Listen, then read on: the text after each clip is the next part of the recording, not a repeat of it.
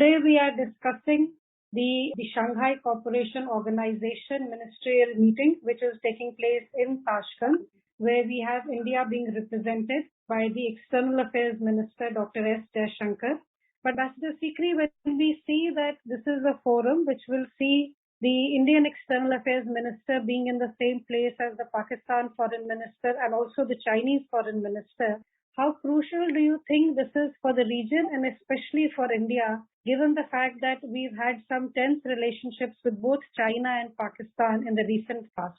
This is a very important meeting of the Shanghai Cooperation Organization, the SCO, and I think it's very important that our External Affairs Minister is personally going to be present in Tashkent for this Foreign Minister meeting, because we know that a few months later, maybe in September, there is a summit meeting of the SCO planned, and inviting him to attend the summit meeting in Tashkent. So it is very significant that this meeting is taking place as a preparatory meeting, and certainly the SCO is scheduled to discuss all issues of regional and global concern. So that covers a lot of the events which are currently going on, the Ukraine war and the economic situation and so on. But the focus of attention is a lot on whether there will be a bilateral meeting between Chinese Foreign Minister Wang Yi and our External Affairs Minister Dr. Jaishankar. It is interesting because in July itself, on July 7th, in Bali, when there was a G20 meeting at the foreign ministers level,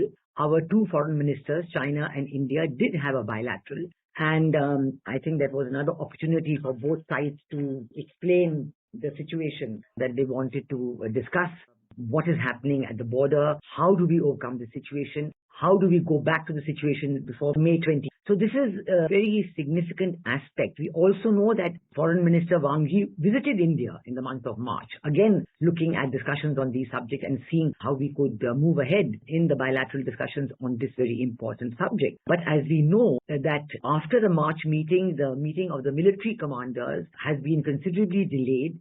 There was one meeting, then there was a gap of several months. And then after the July 7 meeting, there has been a meeting of the military commanders between China and India at the border in Ladakh. But we do know that in that meeting, there was not much progress at all. So it is really a very disappointing situation. And the situation is not seeing any movement towards, getting back to the situation which existed at the border before May 2020. So it is worrisome, and one hopes that if there is a bilateral, this situation will be covered. The other issue that is of great interest and which people are looking at is the possibility of a bilateral between our External Affairs Minister Dr. Jaishankar and the Pakistan Foreign Minister Bilawal Bhutto. There is no mention or indication or talk from either side is going to be any bilateral.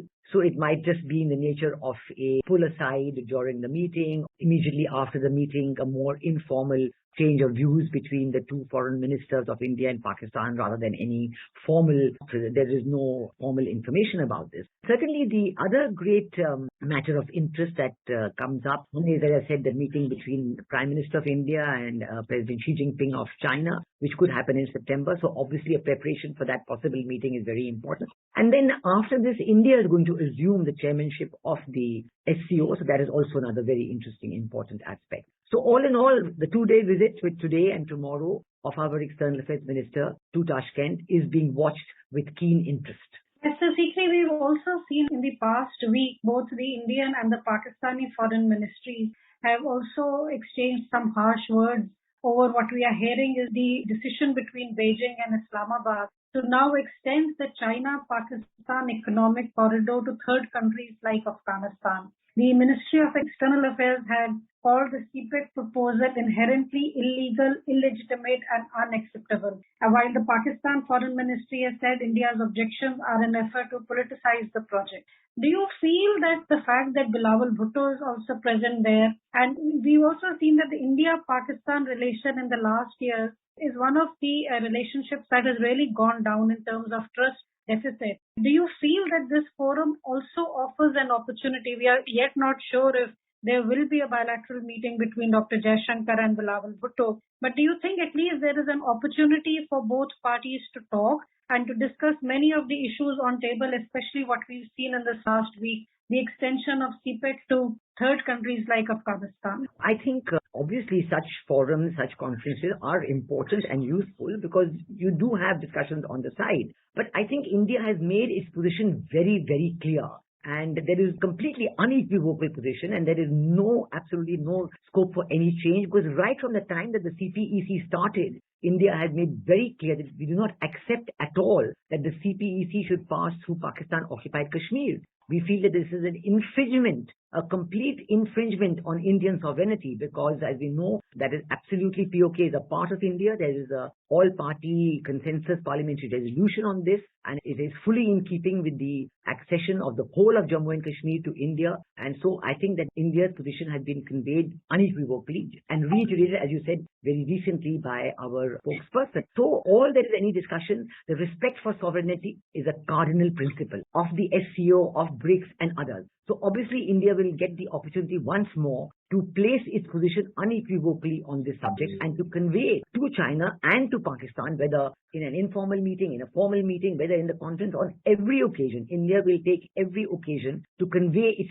unequivocal position on the CPEC to anybody who's willing to discuss, who's willing to hear, and in the conference. So I think that this opportunity to convey India's position in person is a very valuable one. There are so many other issues that the SCO will be looking at. You know, there's a question of Iran. They are trying to become a full member. That is under discussion. We know that Russia and China are very keen to expand organizations like BRICS, and maybe they will bring it up again in SCO as well, because they are looking to get more and more people on their side, part of this whole new geopolitical situation created by the what is happening in Ukraine. So this is a very, very difficult moment in world politics. And I think that India being there at the conference is very valuable, because we'll get a first-hand knowledge of what is going on, and we will get the opposition also unequivocally. So I'm sure that External Affairs Minister's participation in this conference will be keenly watched and very, very important as well. Ambassador Sikri, we also see that SCO is a regional organization where we have India, we have Russia, Pakistan, China, we have leaders from Kazakhstan, Kyrgyzstan, Tajikistan, Uzbekistan.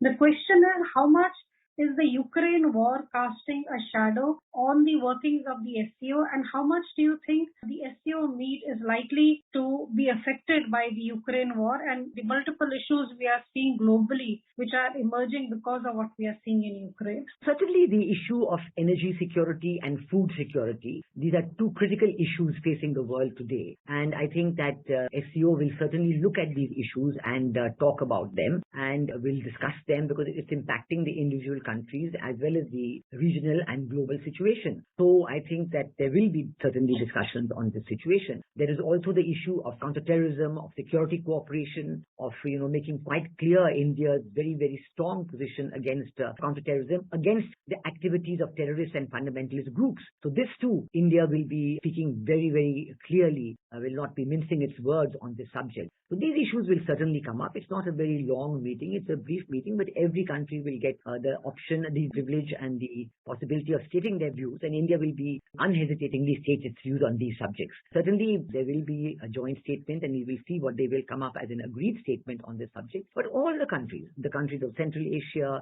countries of South Asia, the whole world, the food security and energy security is today the top of the agenda, and countries of this region are as affected by it because resulting from the Ukraine crisis as all other countries in the world. I'd like to add here that, India has played a very positive role in ensuring food security for other countries. And India has unhesitatingly exported food and grains to countries who were in dire need, and where their supplies, like Egypt, for example, where supplies had been immediately stopped, what they were expecting from Ukraine in a normal course. So India has unhesitatingly played its part, a very positive role in contributing to global food security. And energy security, of course, we ourselves are very affected, and we ourselves have worked out with Russia to get discounted prices of energy. Thank you. Thank you.